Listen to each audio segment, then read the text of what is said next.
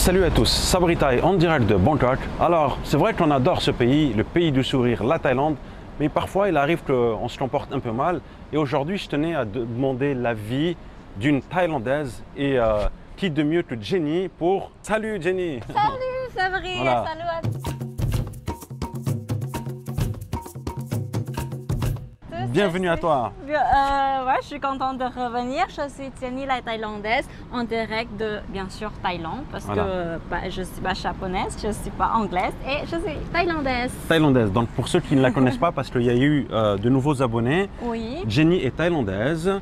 Tu as vécu combien d'années en France? 3 ans en France. 3 années en France. Voilà. Et donc elle parle français comme vous pouvez le constater, hein, c'est ça? Oui, je parle français, mais je ne comprends pas tous. Ouais. Mais rigolez pas, ou vous pouvez rigoler un petit peu sur mon petit accent thaïlandais.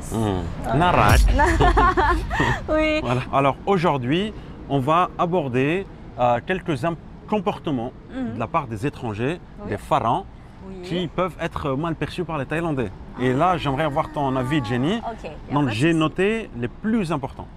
Le premier qui est s'énerver, s'emporter en public ou parler trop fort parfois dans le métro. Qu'en penses-tu? Je pense que c'est juste la différence culturelle. Je vais assumer dans toutes tes questions.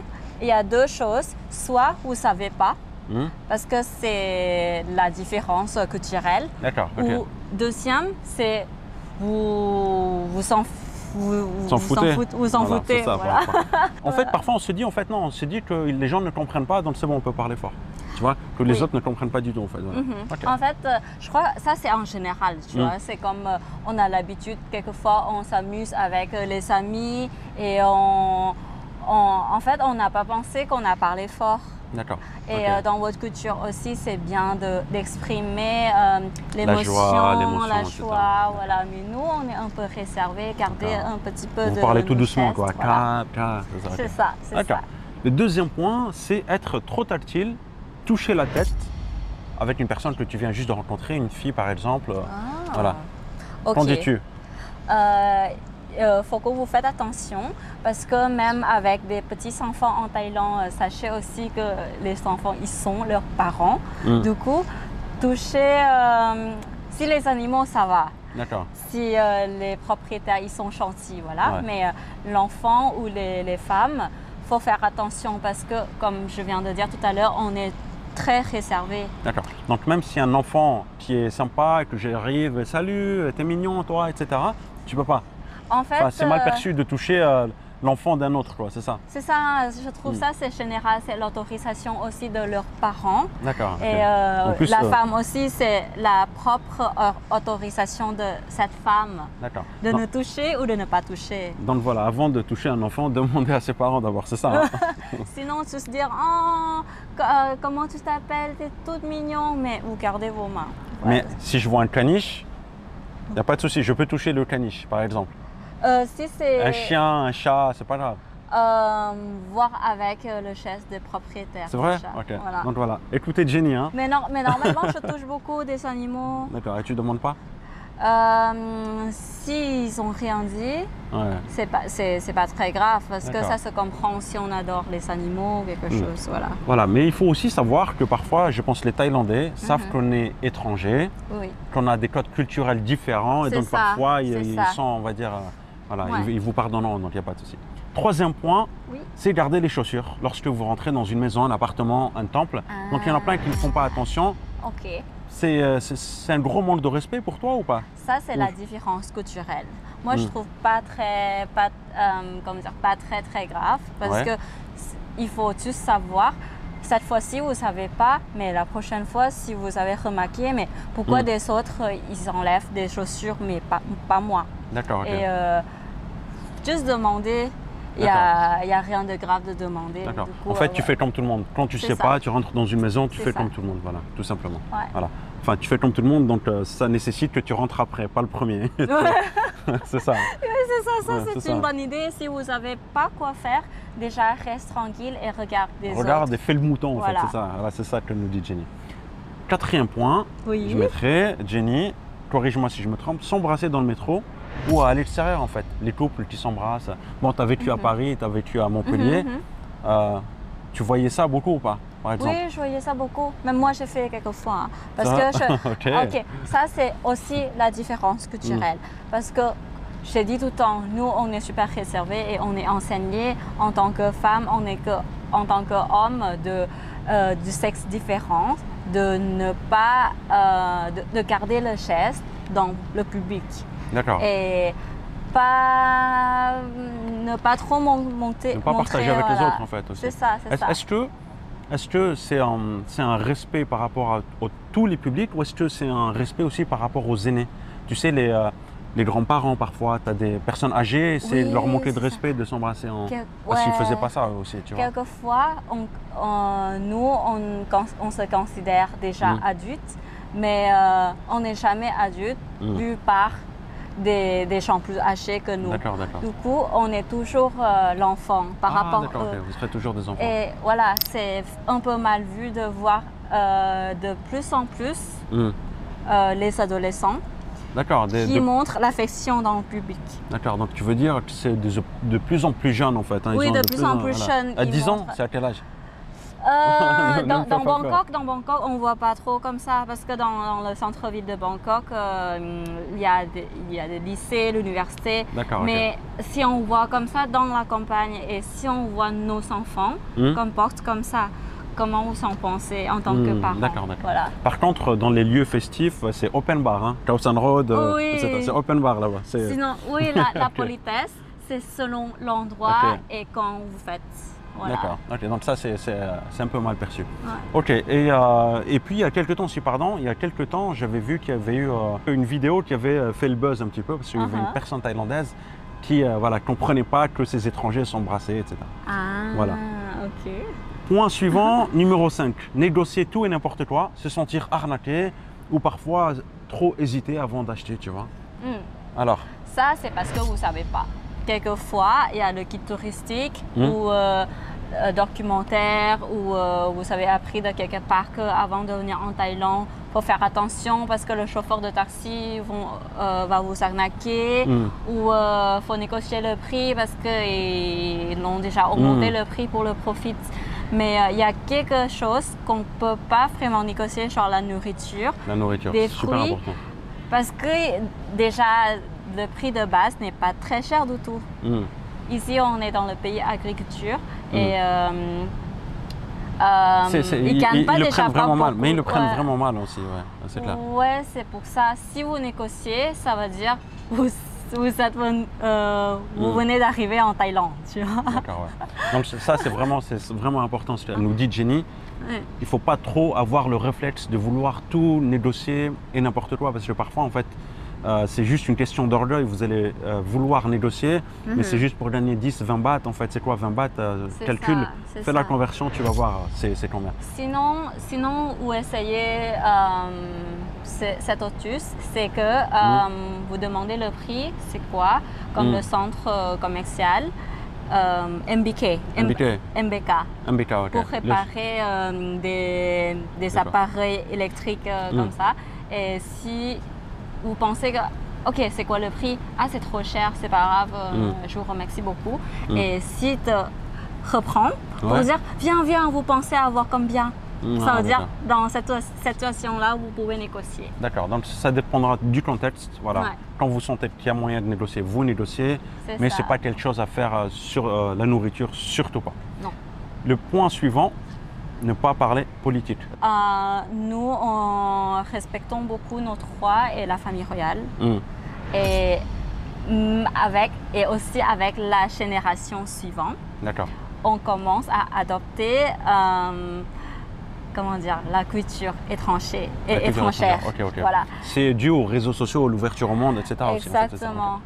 Question numéro 7, donc on a dit le respect, respecter les moines, tout édifice religieux et surtout une tenue correcte exigée lorsque on va visiter un temple, etc. Alors, il y en a beaucoup qui le savent déjà, mais il y en a beaucoup qui ne le savent pas, donc qui vont dans des temples en short ou en mini-jupe, quoi. Voilà, c'est ça.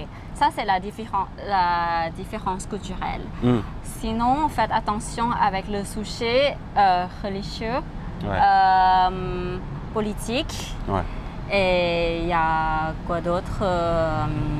l'art éthique surtout. L'art. L'art éthique en général, faire la D'accord. recherche. Si vous pensez que ce sujet-là est sensible, il faut rechercher d'abord. Comme si vous ne savez pas aller au temple avec des shorts, c'est pas grave parce que devant le temple, là maintenant, il y a la Un stand choupe pour louer, blanc c'est à ça. louer, voilà. Et une fois vous savez, prochaine fois vous pouvez préparer sur ça. Ou aussi ça tombe quelquefois où vous voulez juste voyager comme ça, mais vous passez le temps. D'accord. Voilà. Et voilà. si Et on donc, a pas associé à préparé- ça, il y a aussi, il faut éviter toutes les blagues liées à des statues, à tout ce qui est, il y a au rapport aux religions en fait. Donc, C'est on ça. ne blague pas. Donc, même s'il y a un truc qui est marrant pour vous, gardez-le, rigolez à l'intérieur. Voilà, je pense Rigoler que c'est avec important. vos Voilà. amis, mais Etc. attention Voilà. Et si à vous voyez un quelqu'un Bouddha, ne d'autre. touchez pas, par exemple. Je sais pas, tu vois. Voilà. Voilà. Donc le point numéro 8, et ça c'est vraiment du vécu en fait, tenue correcte exigée lorsque vous allez à l'immigration, prolonger un visa par exemple, ou dans des institutions voilà, publiques par exemple. C'est super important. Un jour j'ai vu un Japonais se pointer à l'immigration pour prolonger son visa. Oui. Donc il était en short, il était en débardeur Marcel, je rigole, Ok. excuse-moi. Ouais. Il avait la casquette, etc. Et puis la dame en uniforme de l'immigration lui a dit « tu te fous de ma gueule quoi, tu vois ». Donc C'est voilà. ça, ouais. Voilà, il a dû repartir chez lui. Voilà, l'immigration est vraiment loin en plus. Ouais. Donc tenue correcte exigée dans les institutions ici. Pantalon, c'est la rigueur, c'est la moindre des choses. Et puis voilà, chemise ou t-shirt. Dans ce cas-là, je pensais que ce Japonais-là, il s'en fout. Il s'en s'en foutait. foutait. Il s'en foutait. Ouais, il était en Parce vacances que quoi, tu vois.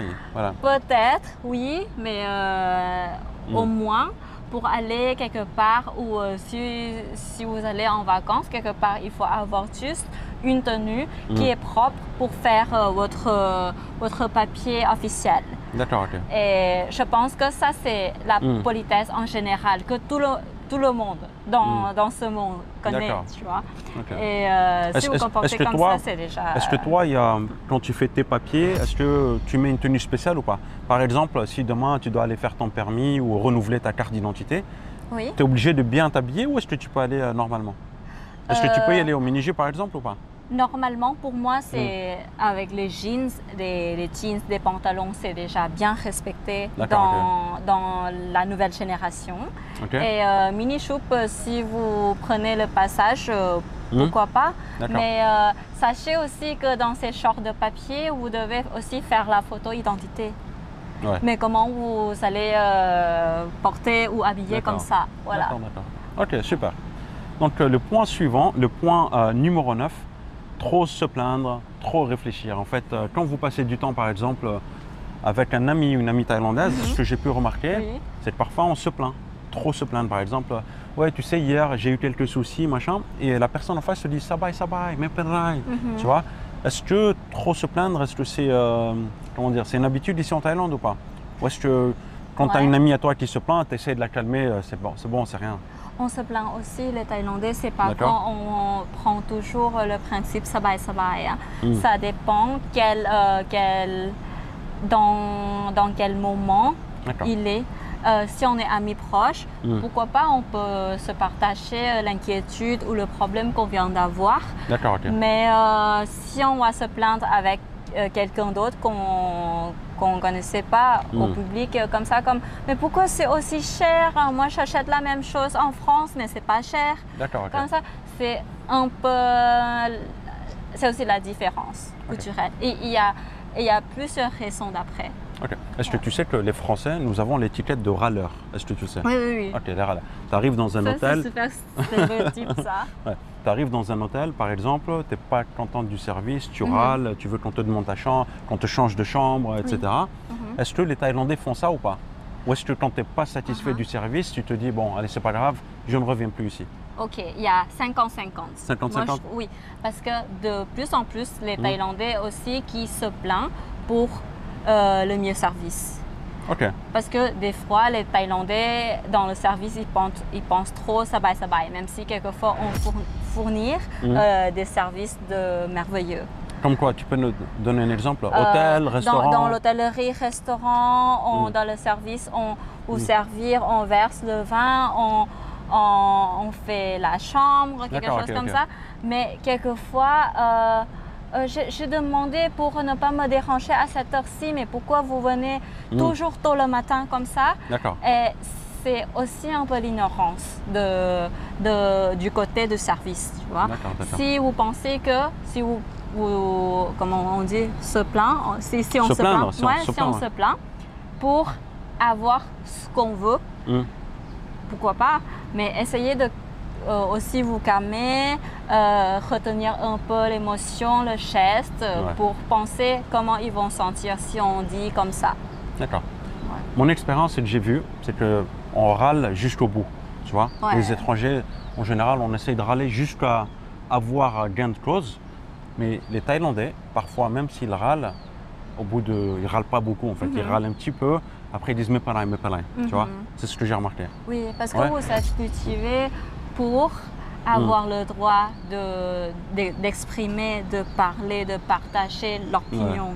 Ouais. Mais nous, c'est vrai que dans notre éducation, les enfants thaïs, ils ne pratiquent pas beaucoup pour échanger l'opinion et pour demander pour ce qu'on veut. D'accord, ok. Donc en fait, ce que tu dis, c'est qu'il faut se conformer. Ce sont les règles, on se conforme, on ne déroge pas aux règles. Et ça, je l'ai dit dans plusieurs vidéos, le process, les procédés, c'est les procédés. Vous n'allez pas déroger. Si on vous dit que ce n'est pas possible, par exemple dans un hôtel ou un resto, ce n'est pas la peine parce que je pense que on va dire les petits employés ne peuvent pas prendre la décision parfois. Il appelle son supérieur, qui lui appelle son autre supérieur et qui appelle un autre supérieur. Et vous n'aurez jamais gain de cause parce que voilà, c'est ça. Hein? Voilà, il y a encore plusieurs personnes dans le service. Du coup, c'est vrai que c'est un peu, c'est pas dans la position qui peut décider pour vous rendre satisfait. Comment tu ferais toi, Jenny, si demain tu arrives dans un hôtel? Et tu vois qu'il y avait un jacuzzi, mais il n'y a pas le jacuzzi. Qu'est-ce que tu fais? Je vais juste demander où est le jacuzzi? Dans la photo, il y a le jacuzzi, c'est ça? Ou c'est indiqué quelque part qu'il y a le jacuzzi? Disons que il y avait le jacuzzi dans la photo, mais il n'est pas là. Je vais juste sur... excuse-moi, est-ce que je peux vous demander? Parce que j'ai payé ce prix en Mettez-moi un jacuzzi tout de suite. Oui, en pensant que je vais avoir le jacuzzi comme ça. Est-ce qu'il y a quelque chose que j'ai mal compris? Et là, ils te disent, même il n'y en a plus. Il n'y a plus. Tu fais quoi? Est-ce que tu t'énerves? Est-ce que tu prends quand même la chambre? Qu'est-ce que tu ferais?